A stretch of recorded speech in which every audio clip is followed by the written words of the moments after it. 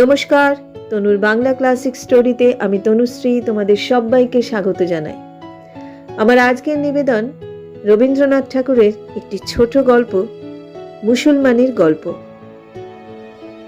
গল্পটি শোনার অনুরোধ রইল। যদি ভালো লাগে তাহলে লাইক করে দিও এবং তোমাদের পরিচিত ও পরিজনদের সাথে শেয়ার করতে ভুলো না। তাহলে শুরু করছি আমার আজকের নিবেদন রবীন্দ্রনাথ ঠাকুরের মুসলমানের গল্প।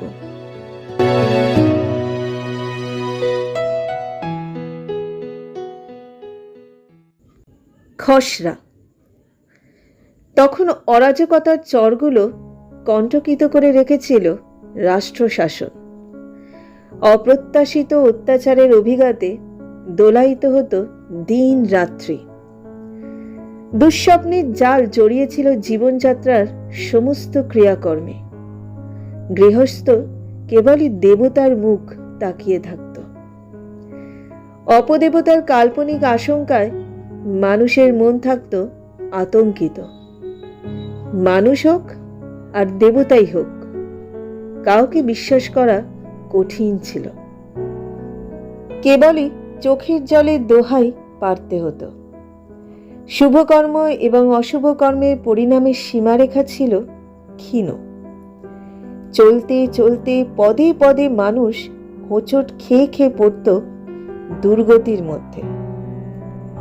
এমন অবস্থায় বাড়িতে রূপসী কন্যার অভ্যাগম ছিল যেন ভাগ্য বিধাতার অভিসম্পাত। এমন মেয়ে ঘরে এলে পরিজনরা সবাই বলতো, পোড়ার মুখী বিদায় হলেই বাঁচি। সেই রকমেরই একটা আপদ এসে জুটেছিল 3 মহলার তালুকদার বংশীবদনের ঘরে। কমলা ছিল সুন্দরী। তার বাপ মা গিয়েছিল মারা। সেই সঙ্গে সেও বিদায় নিলেই পরিবার নিশ্চিন্ত হতো। কিন্তু তা হলো না। তার কাকা বংশী অভ্যস্ত স্নেহে অত্যন্ত সতর্কভাবে এতকাল তাকে পালন করে এসেছে। তার কাকি কিন্তু প্রতিবেশিনীদের কাছে প্রায়ই বলতো, দেখ তো ভাই, মা বাপ ওকে রেখে গেল কেবল আমাদের মাথায় সর্বনাশ চাপিয়ে। কোন সময় কি হয় বলা যায় না। আমার এই ছেলেপিলের ঘর, তারই মাঝখানে ও যেন সর্বনাশের মশাল জ্বালিয়ে রেখেছে। 4 দিক থেকে কেবল দুষ্ট লোকের দৃষ্টি এসে পড়ে। ওই একলা ওকে নিয়ে আমার ভরাডুবি হবে কোন দিন, সেই ভয়ে আমার ঘুম হয় না। এত দিন চলে যাচ্ছিল এক রকম করে। এখন আবার বিয়ের সম্বন্ধ এলো। সেই ধুমধামের মধ্যে আর তো ওকে লুকিয়ে রাখা চলবে না। ওর কাকা বলতো, সেই জন্যই তো আমি এমন ঘরে পাত্র সন্ধান করছি যারা মেয়েকে রক্ষা করতে পারবে। ছেলেটি মোচাখালীর পরমানন্দ শেঠের মেজ ছেলে। অনেক টাকার তবিল চেপে বসে আছে। বাপ মরলেই তার চিহ্ন পাওয়া যাবে না। ছেলেটি ছিল বেজায় শৌখিন। বাজ পাখি উড়িয়ে, জুয়ো খেলে, বুলবুলের লড়াই দিয়ে খুব বুক ঠুকেই টাকা ওড়াবার পথ খোলসা করেছিল। নিজের সম্পদের গর্ব ছিল তার খুব। অনেক ছিল মাল। মোটা মোটা ভোজপুরি পালোয়ান ছিল, সব বিখ্যাত লাঠিয়াল। সে বলে বেড়াতো সমস্ত তল্লাটে কোন ভগ্নিপতির পুত্র আছে যে ওর গায়ে হাত দিতে পারে। মেয়েদের সম্বন্ধে সে ছেলেটি বেশ একটু শৌখিন ছিল। তার এক স্ত্রী আছে, আর একটি নবীন বয়সের সন্ধানে সে ফিরছে।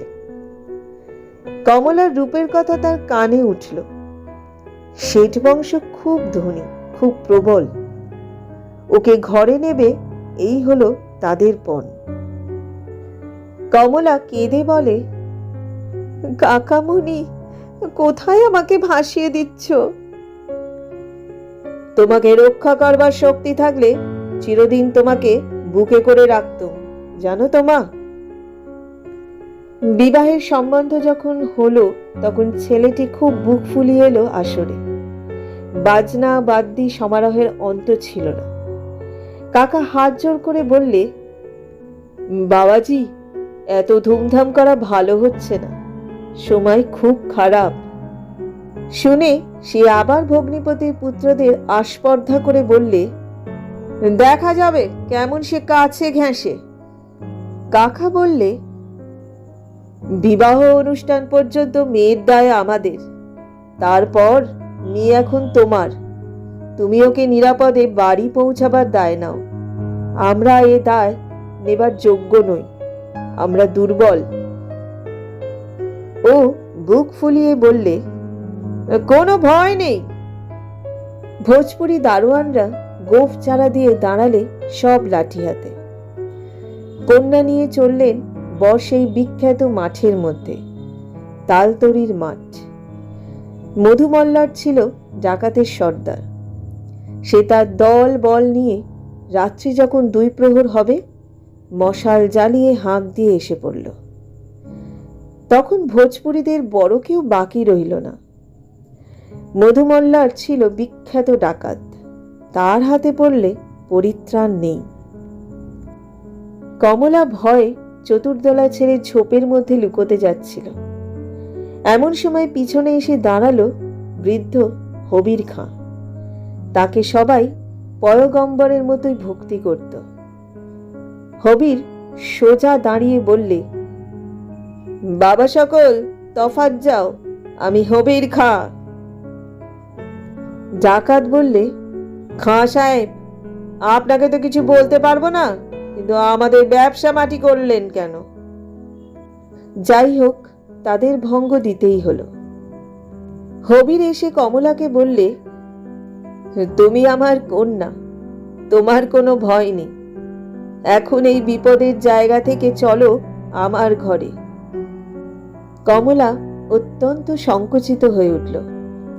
হবির বললে, বুঝেছি, তুমি হিন্দু ব্রাহ্মণের মেয়ে, মুসলমানের ঘরে যেতে সংকোচ হচ্ছে।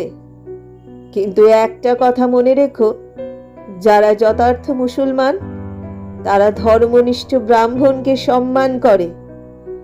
আমার ঘরে তুমি হিন্দু বাড়ির মেয়ের মতোই থাকবে। আমার নাম হবির খাঁ, আমার বাড়ি খুব নিকটে। তুমি চলো, তোমাকে আমি খুব নিরাপদে রেখে দেব। কমলা ব্রাহ্মণের মেয়ে, সংকোচ কিছুতে যেতে চায় না। সেই দেখে হবির বলল, দেখো, আমি বেঁচে থাকতে এ তল্লাটে কেউ নেই যে তোমার ধর্মে হাত দিতে পারে। তুমি এসো আমার সঙ্গে, ভয় করো না। হবির খাঁ কমলাকে নিয়ে গেল তার বাড়িতে। আশ্চর্য এই, মুসলমান বাড়ির 8 মহলা বাড়ির 1 মহলে আছে শিবের মন্দির আর হিন্দুয়ানির সমস্ত ব্যবস্থা। একটি বৃদ্ধ হিন্দু ব্রাহ্মণ এলো। সে বললে, মা, হিন্দু ঘরের মতো এই জায়গা তুমি জেনো, এখানে তোমার জাত রক্ষা হবে। কমলা কেঁদে বললে, দয়া করে কাকাকে খবর দাও, তিনি নিয়ে যাবেন। হবির বললে, বাছা, ভুল করছো। আজ তোমার বাড়িতে কেউ তোমাকে ফিরে নেবে না, তোমাকে পথের মধ্যে ফেলে দিয়ে যাবে। না হয় একবার পরীক্ষা করে দেখো। হবির খাঁ কমলাকে তার কাকার খিড়কির দরজা পর্যন্ত পৌঁছে দিয়ে বললে, আমি এখানেই অপেক্ষা করে রইল। বাড়ির ভেতর গিয়ে কাকার গলা জড়িয়ে ধরে কমলা বললে, কাকামণি, আমাকে তুমি ত্যাগ করো না। কাকার 2 চোখ দিয়ে জল পড়তে লাগলো। কাকি এসে দেখে বলে উঠল, দূর করে দাও, দূর করে দাও এই অলক্ষীকে। সর্বনাশিনী, বেজাতের ঘর থেকে ফিরে এসেছিস, আবার তো লজ্জা নেই। কাকা বললে, উপায় নেই মা, আমি যে হিন্দুর ঘর, এখানে তোমাকে কেউ ফিরে নেবে না। মাঝের থেকে আমাদেরও জাত যাবে। মাথা হেঁট করে রইল কমলা কিছুক্ষণ। তারপর ধীর পদক্ষেপে খিড়কির দরজা পার হয়ে হবিরের সঙ্গে চলে গেল। চিরদিনের মতো বন্ধ হলো তার কাকার ঘরে ফেরার কপাট।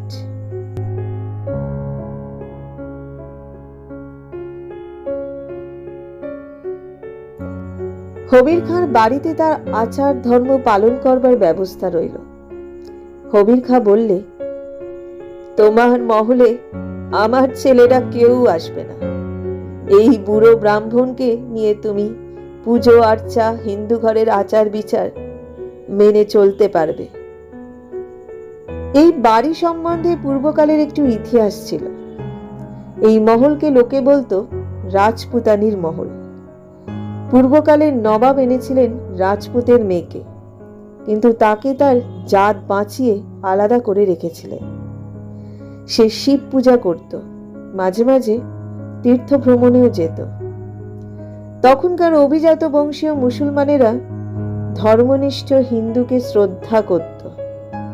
সেই রাজপুতানি এই মহল থেকে যত হিন্দু বেগমদের আশ্রয় দিত, তাদের আচার বিচার থাকত অক্ষুণ্ণ। শোনা যায় এই হবির খাঁ সেই রাজপুতানির পুত্র।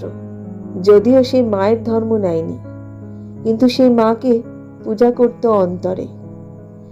সেই মা তো এখন আর নেই, কিন্তু তার স্মৃতি রক্ষাকল্পে এই রকম সমাজ বিতাড়িত অত্যাচারিত হিন্দু মেয়েদের বিশেষভাবে আশ্রয় দান করার ব্রত তিনি নিয়েছিলেন। কমলা তাদের কাছে যা পেল তা সে নিজের বাড়িতে কোনো দিন পেত না।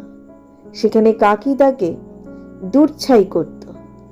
কেবলই শুনত সে অলক্ষী, সে সর্বনাশী, সঙ্গে এনেছে সে দুর্ভাগ্য, সে মরলেই বংশ উদ্ধার পায়।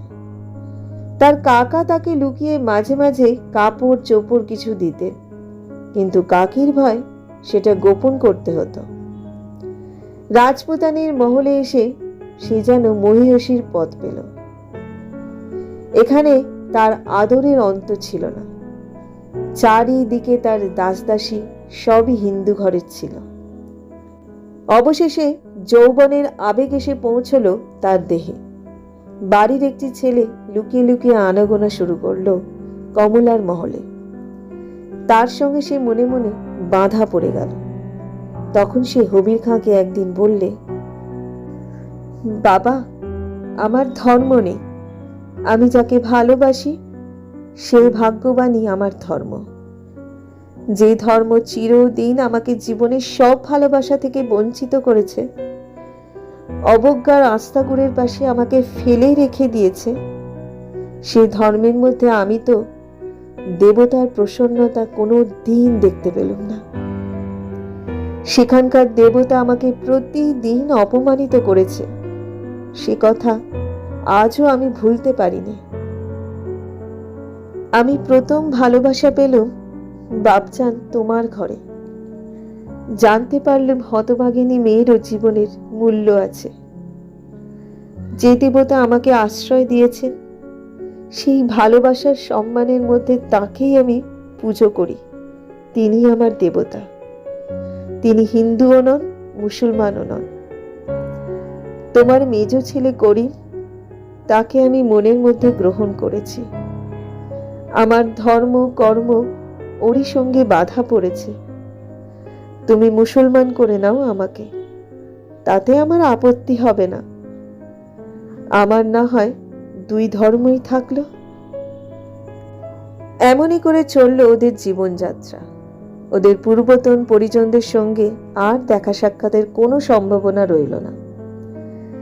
এদিকে হবির খাঁ কমলা যে ওদের পরিবারের কেউ নয় সে কথা ভুলিয়ে দেবার চেষ্টা করলে ওর নাম হলো মেহেরজান।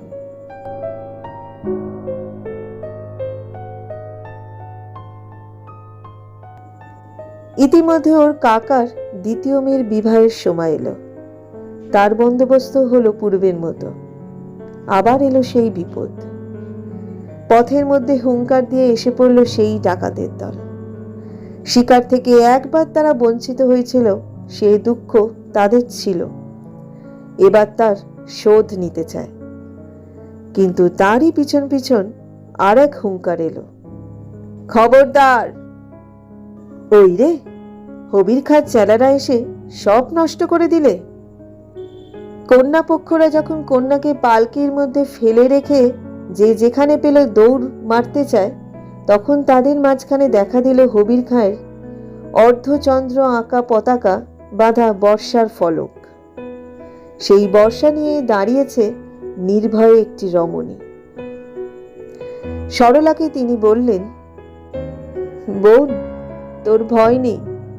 তোর জন্য আমি তার আশ্রয় নিয়ে এসেছি, যিনি সকলকে আশ্রয় দেন, যিনি কারোর জাত বিচার করেন না। কাকা, প্রণাম তোমাকে। ভয় নেই, তোমার পা ছোব না। এখন একে তোমার ঘরে নিয়ে যাও। একে কিছুতে অস্পৃশ্য করেনি। কাকিকে বলো, অনেকদিন তার অনিচ্ছুক অন্নবস্ত্রে মানুষ হয়েছি। সেদিন যে আমি এমন করে আজ শুদ্ধে পারবো তা ভাবিনি। ওর জন্য একটি রাঙা চেলি এনেছি, এই নাও। আর একটি কিংখাবের আসন। আমার বোন যদি কখনো দুঃখে পড়ে, তবে মনে থাকে যেন তার মুসলমান দিদি আছে, তাকে রক্ষা করবার জন্যে।